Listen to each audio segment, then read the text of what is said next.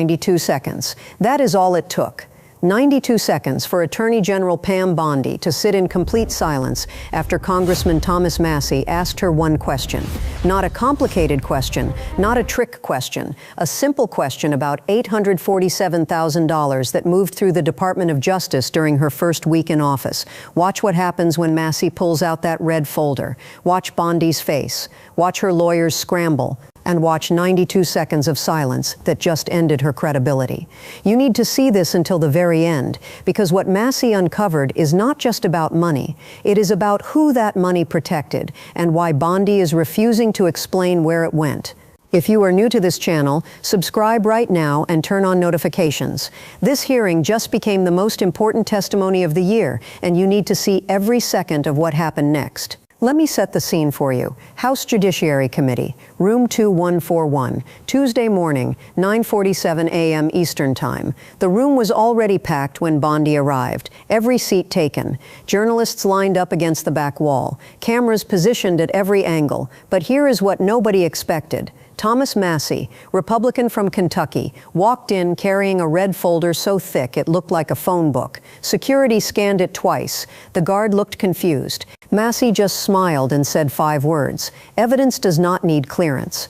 Bondi sat at the witness table with her usual confidence. 3 lawyers flanking her, 2 aides behind her. That look she does, you know the one, chin up, shoulders back. The "I have survived worse than you" posture. She has done dozens of these hearings. She knows how to handle hostile questions. She knows how to run out the clock. She was not prepared for what Massie brought with him. The first 40 minutes were standard procedure. Other representatives asked their questions. Department of Justice budget allocations, civil rights enforcement priorities, some back and forth about prosecutorial discretion. Bondi handled it fine, gave her usual non-answers, checked her phone twice, looked almost bored. Then Massie took the microphone. "Madam Attorney General." The room shifted. That electrical charge when everyone suddenly realizes something is about to happen. People sat up straighter. Cameras refocused. Even the stenographer looked up from her keyboard. "I want to talk about a wire transfer that occurred on February 8th of this year." Bondi's expression did not change. She has heard this before. Anonymous sources, leaked documents, conspiracy theories. She has her standard response ready. "Congressman, I am not aware of any specific transfer that I am not asking if you are aware." Massie opened the red folder. "I am telling you what I found. This folder contains bank records, wire transfer receipts, internal DOJ memos, all documenting a payment of $847,000 that moved through the Justice Department on February 8th, 2 days after you were confirmed as Attorney General." He paused. Let that sink in. $847,000, 2 days into your tenure, transferred to an offshore account registered under a shell company in the Cayman Islands. The room went silent. Not the polite quiet of people waiting for the next sentence, the heavy, thick silence of people who just heard something they cannot unhear. If you have made it this far and this matters to you, hit that subscribe button right now. I am serious. This content reaches people because of your engagement. Subscribe, turn on notifications, and keep watching because what Massie reveals next is even worse. Bondi leaned forward slightly. "Congressman, I categorically reject any characterization of improper financial activity within the Department of Justice. You can reject it all you want." Massie pulled out the first document. "This will not change what is written here. Document 1, date February 8th. Wire transfer authorization form, origin Department of Justice Financial Management Division, destination account number ending in 7473, registered owner LLC, named Executive Branch Consulting Services." He held it up for the cameras. "In this document, your Deputy Assistant Attorney General, a man named Richard Feldman, authorizes the immediate transfer of $847,000 with the notation, quote, legal settlement, executive privilege claim, classified matter." He set the document down. "Do you know what settlement this refers to, Madam Attorney General?" Bondi did not answer. The response, Massie continued, came 3 hours later from the DOJ press office. Quote, "The reference transaction involves a confidential legal matter that cannot be disclosed in an open setting." He looked at Bondi. $847,000. Public money, secret recipient. "And your office says we are not allowed to ask questions. How does that work in a democracy?" One of Bondi's lawyers, a woman in her 50s with sharp eyes, leaned over and whispered something. Bondi shook her head slightly. No, she was going to handle this herself. Congressman, decisions about settlement payments involve complex legal considerations that I am going to stop you right there. Massie's hand came up, not aggressive, just a gentle gesture like he was directing traffic. Complex legal considerations. I have heard that phrase before. Let me show you how complex it got. Document 2. Massie pulled out another paper, February 11th, 3 days after the wire transfer. An internal DOJ memo from the Office of Legal Counsel to all division heads. Subject: executive branch protection protocols. Quote, effective immediately, all documents related to settlement agreement, EP-02-25, are designated attorney-client privileged and exempt from FOIA requests. He paused. Attorney-client privilege. That is interesting. Because attorney-client privilege protects communications between a lawyer and their client. So who exactly is the client here? Is it the Department of Justice, or is it someone else? A murmur went through the room. Journalists were typing. Committee members were exchanging looks. Bondi's jaw tightened, just barely, but it tightened. But it gets worse, Massie said. Because 6 days later, on February 17th, an analyst at the Treasury Department sent an email to their supervisor flagging the transaction as, quote, unusual and potentially requiring SAR filing. He read from the document, quote, I have reviewed the wire transfer of $847,000 from DOJ to Executive Branch Consulting Services.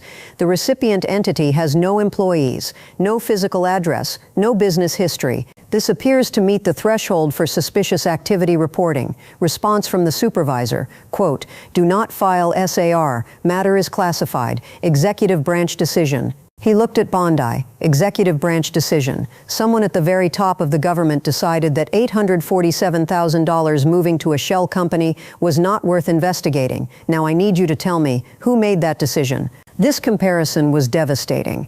Treasury analysts are required by law to report suspicious transactions, but someone overruled them, someone classified, someone in the executive branch, and Bondi was sitting there with no answer. Massie was not done, not even close. He pulled out a document from a different section of the file. This one had financial spreadsheets attached, bank routing numbers visible even from the gallery. This document, he said, was obtained through a federal court order last week. It is the complete transaction history of the account that received your $847,000. He opened it from February 8th to February 23rd. 15 days. This account received 3 separate deposits.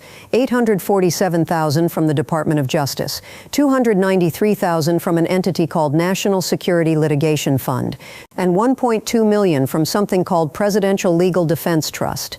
He began reading slowly, letting every word land. Total deposits $2.3 million. And then on February 24th, all of it, every single dollar, was transferred out to 3 different accounts. One in Switzerland, one in Singapore, one in the British Virgin Islands. All 3 accounts registered to trustees whose identities are protected by foreign banking secrecy laws. He looked up. And at the bottom of this final transfer authorization is a notation, quote, payment in full for settlement of claims related to J.E. matter. He set the paper down. J.E. matter. Jeffrey Epstein. The room exploded. Not metaphorically. Literally, shouting from the gallery, journalists jumping to their feet, camera operators scrambling for better angles, the committee chairman banging his gavel so hard it echoed. Order, order in this chamber. Bondi sat frozen. Her face had gone pale. Not white, pale, like someone just told her something she did not want to hear. Her lead lawyer, a gray-haired man in his 60s, stood up so fast his chair scraped. Mr. Chairman, I must object to this line of sit-down counselor. Massie's voice was ice. Your client can answer for herself. But Bondi did not answer. She just sat there staring at the document on the screen behind Massie's head. The bank routing numbers blown up 10 feet tall. Massie said quietly, now almost gently, Madam Attorney General, do you recognize this transaction? Silence. Do you know who received $2.3 million in exchange for settling Jeffrey Epstein-related claims? More silence. Bondi's lawyer tried again. "Congressman, my client needs time to review time." Massie stood up. Actually stood up from his chair. I have never seen a Republican congressman stand during a hearing to question a Republican attorney general like this. Time. This transaction shut down an active investigation. It paid off witnesses. It buried evidence. He pointed at Bondi. And you authorized it 3 days into your job. 3 days. What did they tell you in your first briefing? What did they ask you to do? If you are still watching right now, drop a comment. Tell me what you think just happened. Who do you think received that money? Where did the order come from? Because we are about to find out. Bondi finally spoke. Her voice was quiet, strained. "Congressman, I was not personally involved in every financial transaction that occurs within a massive federal agency." Don't. Massie cut her off. "Don't tell me you were not involved. Don't tell me you did not know. Your deputy signed the authorization. Your office classified the documents. Your press team issued the cover story. He picked up another document.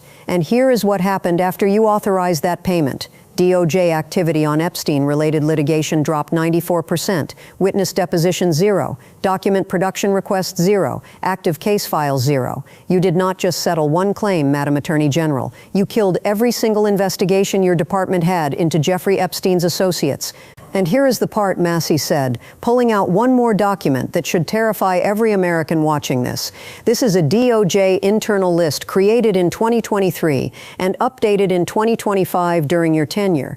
It is titled "Individuals Excluded from Epstein-Related Investigative Activities." He held it up. 47 names. And next to each name, a code explaining why they are protected. Code A, political sensitivity, 12 names. Code B, diplomatic relations, 8 names. Code C, national security concerns, 15 names. And Code D, he paused. Code D, executive branch protection, 12 names. The room was dead silent now. You could hear people breathing. Executive branch protection, Massie repeated. The White House is protecting 12 people connected to Jeffrey Epstein from Department of Justice investigation. He looked at Bondi. Is that national security, Madam Attorney General, or is that a cover-up? Bondi's lawyers were now in full panic mode. They were looking at each other, they were writing notes, they were whispering, but they had nothing to do. The documents were there, the evidence was there, and in 15 minutes, Massie had pieced together the entire money trail. Massie said his final words, "Madam Attorney General, I came here today hoping you would explain this, hoping you would tell us that there is some reasonable explanation for $847,000 moving to a shell company 2 days after you took office.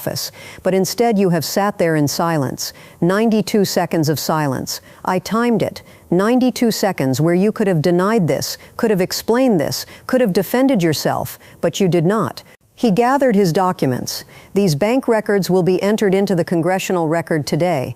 Every transaction, every routing number, every shell company. The American people will see it with their own eyes. He looked at Bondi one last time, and those 47 names, those names will come out. Maybe not today, maybe not tomorrow, but they will come out. Because the truth always comes out, and this cover-up, this massive, disgusting cover-up, cannot remain hidden forever. He stepped away from the microphone. "My time has expired, Mr. Chairman." The hearing technically continued after that. It went on for another hour. Other representatives asked other questions.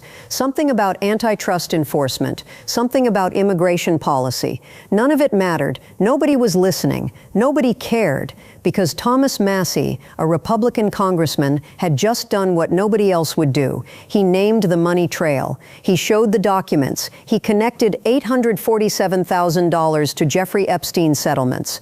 And Pam Bondi, the Attorney General of the United States, sat there in 92 seconds of silence with no answer and nowhere to hide. Within minutes, the internet exploded. Hashtag Massie847 trending worldwide. Cable news cutting to emergency coverage. Legal experts debating whether Bondi just admitted to obstruction. And somewhere in 47 different locations, 47 very powerful people were probably making very panicked phone calls. This is not a conspiracy theory anymore. This is not speculation. This is documented fact, entered into the congressional record, backed by bank statements and wire transfer receipts. And Pam Bondi, the woman who was supposed to bring accountability to the Justice Department, just invoked silence rather than explain why she authorized $847,000 to settle Jeffrey Epstein-related claims. If you want to know what happens next, subscribe now. Tomorrow those bank records go public. Every account, every name, every protected individual. And I will be here breaking down every single transaction. Share this video everywhere. This conversation needs to reach everyone. The pressure cannot stop until those 47 names are revealed. 92 seconds. That is all it took for Thomas Massie to dismantle the entire cover-up. $847,000, 2.3 million total, 47 protected names, and Pam Bondi sitting there in silence with nowhere left to hide.